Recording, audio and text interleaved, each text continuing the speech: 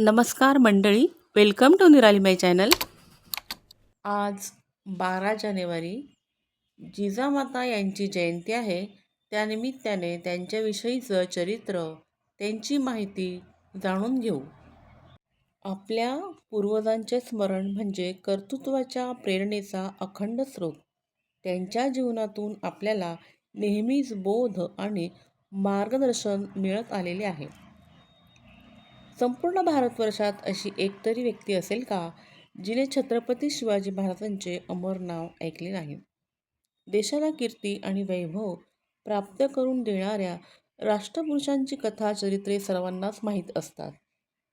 पण तेवढीच स्फूर्तिदायक असलेली त्यांच्या मातांची चरित्रे मात्र लोकांना तितकीशी माहीत नाहीत.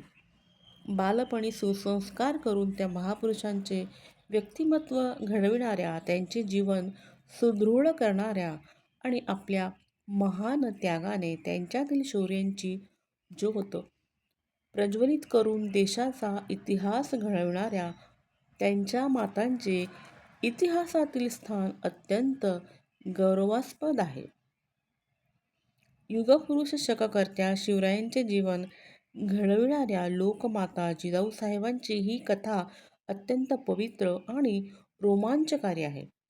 जिजाबाईंचा जन्म महाराष्ट्रात बुलढाणा जिल्ह्यात सिंदखेड राजा नामक गावी पौष शुद्ध पौर्णिमेला 12 जानेवारी 1598 रोजी जिजाऊंचा जन्म झाला. चंद्रपुरीच्या सुविख्यात यादव घराण्यातील राजे लखुजी जाधव यांची ती कन्या. 4 मुलांच्या पाठीवर बहुनवसांनी झालेल्या या कन्येचे संगोपन लखुजी आणि म्हाळसाबाई या दाम्पत्याने अत्यंत प्रेमाने केले. लखुजी जाधव हे निजामशाही राजवटीतील प्रमुख सरदार झाले होते. सर्व मराठे सरदारांचे एक वैशिष्ट्य होतं, ते म्हणजे हे मराठे एकमेकांना खूप पाण्यात पाहत असत, पण संपूर्ण निष्ठेने निजामाची चाकरी करण्यात त्यांची मात्र स्पर्धा असायची. काही काळाने लखुजी जाधव आणि मालोजी भोसले हे एकमेकांची व्याही झाले. लखुजी जाधवांची कन्या जिजाऊ आणि मालोजी भोसले यांचा मुलगा शहाजी यांचा विवाह ठरला. इसवी सन 1610 मध्ये दौलताबाद येथे त्यांचा विवाह झाला. पित्याप्रमाणेच शहाजीराजे साहसी आणि राजनीतिज्ञ होते. एक मुरब्बी राजकारणी आणि पराक्रमी वीर म्हणून ते प्रसिद्ध होते. विवाहानंतर शहाजीराजे निजामशहाचे पंचहजारी मनसबदार म्हणून काम पाहू लागले. यावेळी निजामशाहीची सर्व सूत्रे मल्लिक अंबरच्या हाती आलेली होती. सुरुवातीला लखुजी जाधव आणि शहाजीराजे मल्लिकच्या पक्षात एकजुटीने राहत होते. त्यानंतर मात्र लखुजी राजे यांनी निजामशाही सोडून जहांगीर बादशहाकडे गेले. मलिक अंबरने धूर्तपणाने कपटी डाव रचून लखुजी जाधव आणि शहाजी भोसले यांच्यात दुश्मनी निर्माण केली. प्रसंग असा होता की निजामशहाचा दरबार सुटल्यानंतर अचानक एक मदोन्मत्त हत्ती बिथरला. अनेकांना त्याने सोंडलेने ओढून पायदळी तुडविले. आपल्या रोखाने येणाऱ्या हत्तीला दत्ताजी जाधवने चांगलेच रक्तबंबाळ केले. पण हत्तीला वाचवण्यासाठी विठोजी भोसलेचे पुत्र संभाजी आणि खेडोजी धावून आले. संभाजीची बाजू घेऊन शहाजीराजे सुद्धा युद्धात सामील झाले. या लढाईत संभाजी भोसले याने जिजाबाईचा थोरला भाऊ दत्ताजीस कापून काढला. पुढे लखुजी जाधवाने क्रोधित होऊन संभाजी भोसले यास ठार करून पुत्रवधाचा बदला घेतला. लखुजी जाधव आणि त्यांचा पुत्र यांचा काटा काढण्यासाठीच कपटी मलिक अंबरने हा डाव रचला होता, हे लक्षात येताच लखुजींनी दौलताबाद सोडले.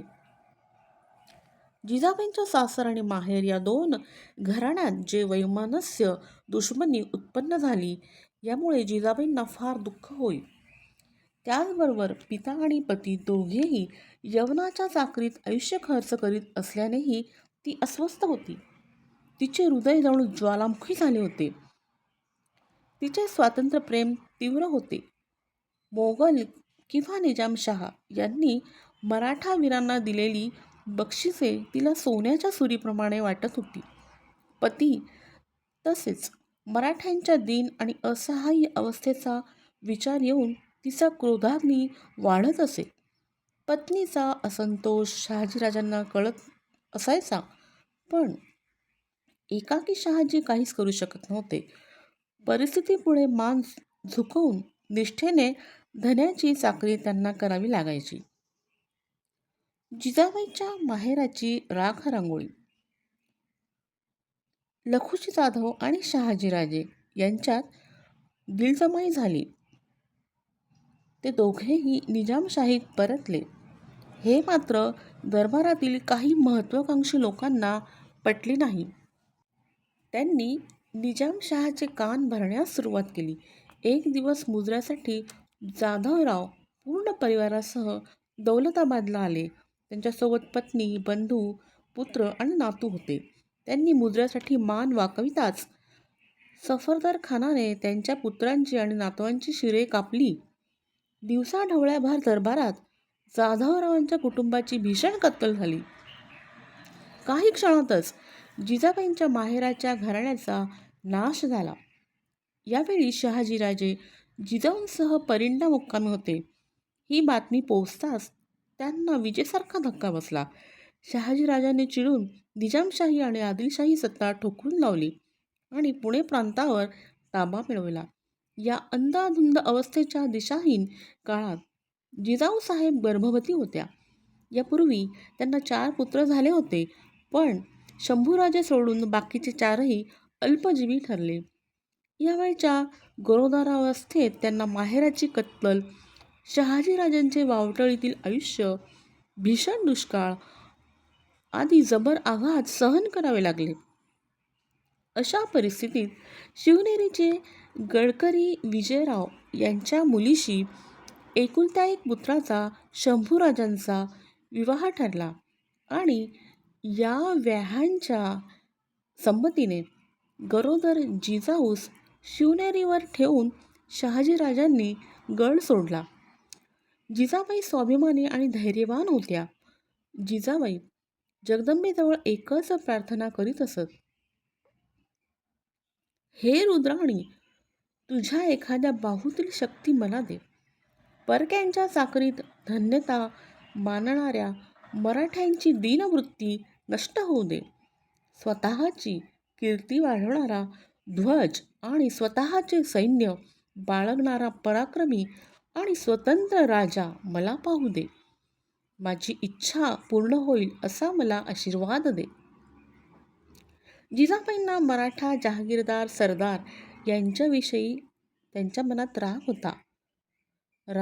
कारण या सरदारांना स्वाभिमान नव्हता. स्वधर्म आणि संस्कृती यांचे ज्ञान त्यांना नव्हते.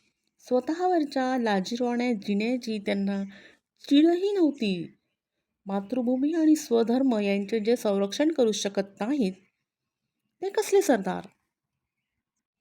कणखर अडाणी असलेल्या मावळ्यांचे संरक्षण करून सुलतानाशी लढा देणाऱ्या प्रभू रामचंद्रासारख्या वीराची काळाला गरज होती. फक्त असा वीर जन्माला आला तर? जिजाबाईंना रामायण महाभारताची आवड होती. या चरित्रांचा त्यांच्यावर वेगळाच परिणाम झाला होता.